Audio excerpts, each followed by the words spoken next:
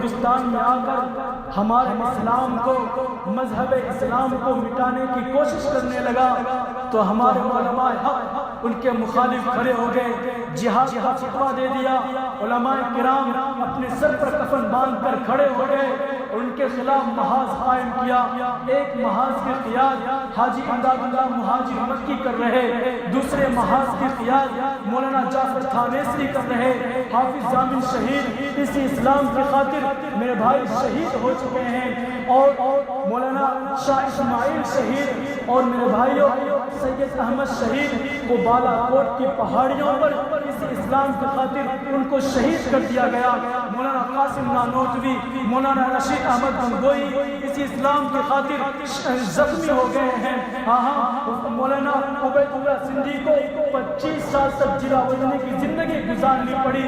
شیخ الہند کو کالا پانی کی سزائیں دی گئی، گرم لوہے کو کر کے ان کے پشت پر میرے بھائیوں داغا گیا۔ کس چیز کے لیے؟ اسلام کی خاطر۔ شیخ الاسلام مولانا حسین احمد مدنی کو مالٹا کی جیل میں قید کیا گیا، سخت سے سخت ان کو تکلیفیں دی گئی، انہوں نے برداشت کیا اسی اسلام کی خاطر۔ میں نبی کے نبوت کے زمانہ کو دیکھیے، میں نبی کے نبوت کے دور میں 356 صحابہ اس اسلام کی خاطر شہید ہوئے ہیں۔ صحابہ اور خلافت راشدہ کے زمانے میں 30 سال کی زندگی میں 27,000 صحابہ کرام اس اسلام کی خاطر میرے بھائی شہید ہوئے ہیں۔ آپ آگے چلیے، ایک صحابی کے بارے میں آتا ہے، سعید بن جبیر رضی اللہ تعالی عنہ، حجاج بن یوسف کے دربار میں ان کو شہید کیا گیا، اور ہمارے امام ابو حنیفہ کا جنازہ جیل سے نکلا ہے اس اسلام کی خاطر، جن کے چمکتے ہوئے چہروں کو دیکھ کر 90,000 عیسائی نے اسلام قبول کیا تھا۔ میں نبی کا کلمہ پڑھا تھا۔ امام مالک کو مدینہ کی گلیوں میں گدھے پر منہ کالا کر کے گھمایا گیا اسی اسلام کی خاطر۔ امام احمد بن حنبل کو میرے بھائی ان کے پشت پر گھوڑے لگائے گئے اسی اسلام کی خاطر۔ امام ابن تیمیہ کا جنازہ دمشق کے جیل سے نکلا ہے اس چیز کے لیے، اسی اسلام کی خاطر، جس اسلام کو آج ہم اپنی پیروں کے ٹھوکر میں رکھے ہیں، جس اسلام کی آج ہمارے سامنے کوئی اہمیت نہیں، جس اسلام کا، جس میرے نبی کے دین کا سنت آج ہم اپنے گھروں کے اندر جنازہ نکال رہے ہیں، نہ ہماری شادی بیاہ میرے نبی کی سنت کے مطابق، نہ ہمارا ولیمہ میرے نبی کی سنت کے مطابق، نہ ہمارا لباس میرے نبی کی سنت کے مطابق۔ اس اسلام کی خاطر، اس نبی کی دین کی خاطر ہمارے علماء کرام، میرے نبی کے صحابہ اپنے اتنے قربانیاں دیے ہیں۔ ایک مورخ، انگریز مورخ مسٹر ٹامسن اپنی کتاب میں لکھتا ہے، ان تمام کے تمام علماء کرام مصیبتوں کو برداشت کر لیے، آگ میں تو پک گئے، لیکن انہوں نے انگریز کے سامنے اپنے سر کو نہیں جھکایا۔ ہاں میرے بھائیوں، لیکن آج مجھے افسوس ہوتا ہے اسلام کی حالت زار کے اوپر، مجھے افسوس ہوتا ہے مسلمانوں کے اوپر، مجھے افسوس ہوتا ہے مسلمانوں کی بے بسی اور بے کسی کے اوپر۔ ایک زمانہ تھا جب مسلمانوں کی پوری دنیا میں حکمرانی تھی، ایک زمانہ تھا جب مسلمان کا ڈنکا پوری دنیا میں بجا کرتا تھا، لوگ مسلمانوں کے سامنے جھک کر سلام کیا کرتے تھے، لیکن آج کافروں کو میرے بھائی ہمت کیسے ہو گئی؟ آج ہماری مقدس کتاب قرآن کریم کے آیات کو بدلنے کی باتیں کی جاتی ہے، ان بدبختوں کتوں کو ہمت کیسے ہو گئی؟ آج ہمارے مذہب اسلام کو ختم کرنے کی باتیں کی جاتی ہے، آج انہیں ہمت کیسے ہو گئی؟ سلمان رشدی کی کتاب شیطان آیات پر سے پابندی ہٹانے کی باتیں کی جاتی ہے، آج انہیں ہمت کیسے ہو گئی؟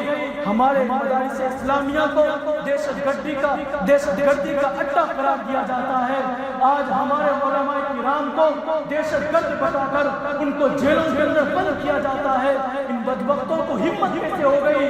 آج ہمارے مسلمان بہنوں کے سروں سے دوپٹے کو اتارا جاتا ہے، آج ہمارے مسلمان بچوں کے ذہن میں کفر شرک کی تعلیم کو آلودہ کر کے بھرا جاتا ہے، وندے ماترم جیسے ناپاک چیز کو ان کو گانے پر مجبور کیا جاتا ہے۔ مسلمانوں کو ہمت کیسے ہو گئی؟ کیا آپ کو معلوم نہیں آج اسی ہندوستان کے اندر ہمارے اوپر کالا قانون استعمال کیا جاتا ہے۔ مسلمانوں ایسا کیوں ہوا؟ اتنے ظلم و بربریت کا ہم شکار کیسے ہو گئے؟ کیا پاکستان، بنگلہ دیش ہماری مفاد کی باتیں کر رہا ہے؟ کیا سعودی عربیہ یا اسلامی دیگر ممالک ہمارے بارے میں کچھ سوچ رہے ہیں؟ کیا پارلیمنٹ میں بیٹھے ہوئے مسلمان نیتا ہمارے بارے میں کچھ باتیں کرتے ہیں؟ نہیں نہیں نہیں، ہرگز نہیں، تمہارا دھوکہ ہے، تم میرے بھائیوں غفلت میں پڑے ہوئے ہو۔ میں آج پوچھنا چاہتا ہوں، تم بتاتے کیوں نہیں؟ آج مودی کی زبان کیوں خاموش ہے؟ آج سونیا گاندھی اپنی طاقت کیوں استعمال نہیں کر رہی؟ آج کیجریوال ڈھونگی مسلمانوں کی مدد کیوں نہیں کر رہا؟ آج دنیا کا متعصب چہرہ RSS کا ان کی تدبیر کیوں تیز ہوتی جا رہی ہے؟ یہ مسلمانوں، آج مودی ہماری گورنمنٹ دنیا کے دہشت گردوں کے خلاف اپنا قانون کیوں استعمال نہیں کر رہا؟ آج دنیا کے کافر مسلمانوں پہ کیوں ہنس رہے ہیں؟ مسلمانوں، آپ اخبار کو اٹھائیے، آپ ٹیلی ویژن پہ دیکھیے، پوری دنیا کے پرائم منسٹر، پوری دنیا کے حکمران مسلمانوں کو ختم کرنے کی پلاننگ کر رہے ہیں۔ مسلمانوں کے دین کو بدنام کرنے کی پوری دنیا کے اندر کوششیں کی جاتی ہے۔ کہیں تو ہماری بابری مسجد کو گرا کر مندر کی تعمیر کی جاتی ہے، کہیں ہمارے برما کے مسلمانوں کو شہید کیا جاتا ہے، کہیں افغانستان کے مسلمانوں پر بمباری کی جاتی ہے، کہیں گجرات میں مسلمانوں کے اوپر مبلنچنگ کی جاتی ہے، کہ ہمارے مسلمان بہنوں کی عزت سے وہ کھیلتے ہیں، کہ ہمارے مسلمان کشمیر کے مسلمانوں کے خون سے ہولی کھیلی جاتی ہے۔ مسلمانوں اگر ان کے خلاف کوئی آواز اٹھاتا ہے تو ان کو دہشت گرد کہا جاتا ہے، ان کو ملک کے لیے خطرہ بتایا جاتا ہے، ان کو پکڑ کے انہیں جیلوں کے اندر ڈال دیا جاتا ہے۔ اے سرکار، ہم تم سے کہنا چاہتے ہیں، اگر تمہاری یہی انصاف ہے، ہم تمہاری اس انصاف کو تمہارے منہ پہ مارتے ہیں، ہمیں ایسا انصاف نہیں چاہیے۔ لیکن اے مسلمانوں، میں تم سے بھی کہنا چاہتا ہوں، ذرا آپ بہت سو لیے، بہت غفلت کی چادر اوڑھ لیے، اب غفلت کی چادر اٹھا کر پھینک دیجئے، اپنے اندر صلاح الدین ایوبی جیسا عزم و استقلال پیدا کرو، خالد بن ولید، محمد بن قاسم جیسا ایمان پیدا کرو، اور دنیا کے کافروں کو اعلان کر دو، الاسلام یعلو ولا یولا، اسلام ہمیشہ غالب رہتا ہے، اسلام کو کبھی کوئی مٹا نہیں سکتا، کوئی مغلوب نہیں کر سکتا، اسلام کے خلاف کوئی تحریک ہم برداشت نہیں کر سکتے ہیں، اسلام کے خلاف کوئی کالا قانون ہم برداشت نہیں کر سکتے ہیں، ہم ٹینکوں کا مقابلہ کر سکتے ہیں، ہم گولیاں کھا سکتے ہیں، اپنی جان کو ختم کر سکتے ہیں، ہم اپنی چمڑی ادھڑوا سکتے ہیں، ہم آگ میں کود سکتے ہیں، ہم بلال کے وارث ہیں، لیکن اپنے دین کو تمہارے سامنے جھکنے نہیں دیں گے۔ لیکن میرے بھائیوں، کوئی اس کے خلاف کھڑا ہو تو صحیح، ذرا بتاؤ تو صحیح، آج ہمارے اس ہندوستان کے اندر کون سا ایسا ظلم ہے جو ہم پر نہیں ڈھا رہا؟ کیا بابری مسجد ہماری نہیں تھی؟ کتنے سال ہو گئے مسلمان اس میں نماز پڑھا کرتے تھے؟ مجھے بتاؤ، کیا بیت المقدس ہماری نہیں ہے کیا؟ کتنے سال ہو گئے یہودیوں کو قبضہ کیے ہوئے؟ کوئی تمہاری ایک چپا زمین پہ قبضہ کر لے، تم لڑنے مرنے پہ آ جاؤ گے، کوئی تمہاری چھوٹی سی کوئی چیز کو لے لے، تم لڑنے مرنے پہ آ جاؤ گے، اور ہم سے بیت المقدس چھن گئی، ارض شام چھن گئی، بابری مسجد چھن گئی، کوئی نہیں ہے جو اللہ سے دعا کر سکے یا اللہ میں اس امت کا صلاح الدین ایوبی بننے کے لیے تیار ہوں۔ لیکن آج ہمارا ایمان اتنا کمزور ہو چکا ہے، اگر کوئی مسلمان کھڑا ہو رہا ہے، کوئی بابری مسجد کے بارے میں احتجاج کرنے کو سوچتا ہے، تو کوئی ان کا ساتھ دینے کے لیے تیار نہیں ہے۔ مسلمانوں، پچھلے جمعہ اعلان ہوا تھا، کون کون ہمارے مسلمان بھائی ہیں جو بابری مسجد کے احتجاج میں گئے تھے؟ ہاں، یہی اعلان ہوتا کہ ماہانہ مشورہ ہے تو نہیں جاتے، پر اعلان ہوتا کہ کھانے کی دعوت ہے تمام مسلمان دوڑ پڑتے. میرے بھائیوں ہمارا ایمان کتنا کمزور نہیں ہوا کرتا تھا. جہاں جانے کی دعوت وہاں مسلمان دوڑ پڑتے ہیں. بابری مسجد کے احتجاج ہوا, چند مسلمان ہم نے دیکھا وہاں گئے ہوئے تھے. میرے بھائیوں بابری مسجد ہم تجھ پہ رشک کرتے ہیں کہ تو نے ہم سے پہلے اپنی جان قربان کر کے امت مسلمہ کے بیداری کا ایک ذریعہ بنا دیا. بابری مسجد ہم تجھے رشک کی نگاہوں سے دیکھتے ہیں. ہونا تو یہ چاہیے تھا ہمارا خون گرتا اور امت کا یہ جنون ٹوٹتا. یہ بابری مسجد ہونا تو یہ چاہیے تھا ہمارے لاشوں کے ٹکڑے ہوتے, کافر ان ٹکڑوں کے اوپر سے گزرتے اور ہمارا یہ نوجوان آئندہ آنے والی نسل کا ایمان بچانے کے لیے اسلحہ تھام لیتا, دنیا کے کتوں کا مقابلہ کرتا. یہ بابری مسجد ہونا تو یہ چاہیے تھا ہمیں کسی سولی پہ لٹکایا جاتا, لیکن یہ بابری مسجد ہم پیچھے رہ گئے, ہم صرف گفتار میں لگے رہ گئے. تو نے کردار کے اندر اپنا پہلا قدم رکھا, تو شہید ہو گئی. اے بابری مسجد ہم صرف لڑتے رہ گئے, ہم صرف کھانے میں پڑے گئے لگے رہ گئے. اے بابری مسجد تو شہید ہو گئی, کافروں نے تجھے شہید کر دیا گیا, تیرے اینٹ اور گھاڑی کو تقسیم کر دیا گیا, تیرے وجود کو ختم کر دیا گیا. لیکن بابری مسجد میرا دل بھی ایمان تھا, میرا آج بھی ایمان ہے کہ شہید مردہ نہیں ہوتا بل آیا شہید زندہ ہوتا ہے. اے بابری مسجد اگر تیرے دیوار کو گرایا گیا تو انشاءاللہ تیرے فرزند وہی کام لیں گے, دنیا کی کتوں کو اس طرح سے سبق سکھائیں گے, دنیا کے کافر کہیں گے کہ بابری مسجد زندہ ہے.